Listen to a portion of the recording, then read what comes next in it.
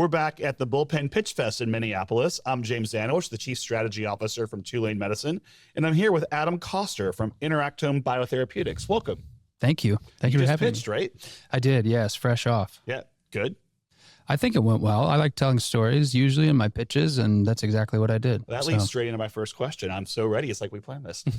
So the first thing I'd like to do is get to know you first as a person. So can you tell us a little more about your background and how you got to where you are today? Great question. Yeah. So I started training at the bench as a neuroscientist in 2008, working on different types of stem cells. I got really good at a very advanced microscope. I was telling the story in my pitch, and it was like fun to use. This chair like swiveled, and we started seeing these little nanoparticles on the slides with the stem cells.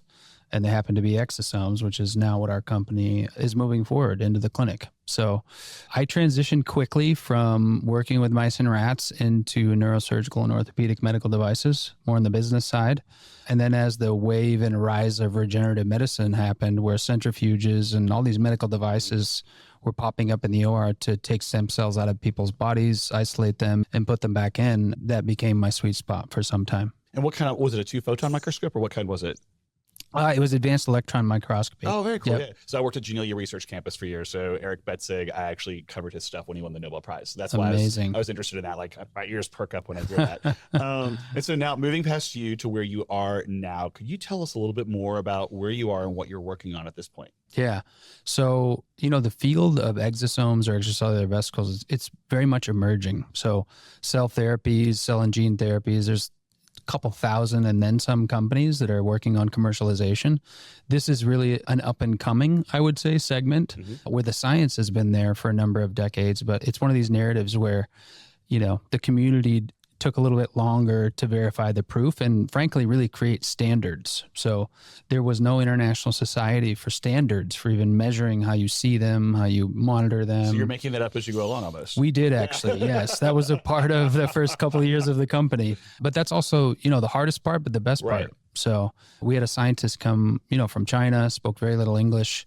And just to see her career progression, that's one of the greatest things as a founder to watch. Absolutely. And so you're blazing the way in many ways. But as you know, the Bullpen also helps people blaze the way because our mantra is find someone, help them, and repeat. And I know most of the folks in this room are here helping everyone, but this is your moment to ask for help. What can people in the Bullpen or people listening to this on LinkedIn, what can they do to help you in the company right now? What do you need? Yeah, of course. Great question. At this inflection point in where we're at in the company, it's brand awareness mostly. Every early stage company needs capital. So we are raising capital. But, again, because this is an emerging area and we have in-licensed some assets from some bigger partners, right now, because there aren't that many companies, we're always looking to enhance the partners that we do have. Upstream and downstream processes, whether it's cell culture and bioreactors or isolation and purification and decontamination methodologies are always improving. So we're looking to speak to some of these larger purification technology companies, especially on the bioprocessing side, that have seen the tailwinds of EVs, extracellular vesicles and exosomes, and have started to create protocols, processes, and ways to enhance our products and compounds. So everything from potential investment to collaborative companies to perhaps manufacturers and service providers who can help you produce what you're coming up with, which is great. If you aren't plugged in with Nimble, I'll help you meet those folks because if you aren't, they are the organization that helps connect to all the biopharma manufacturing. And I'll help you hook you up with them.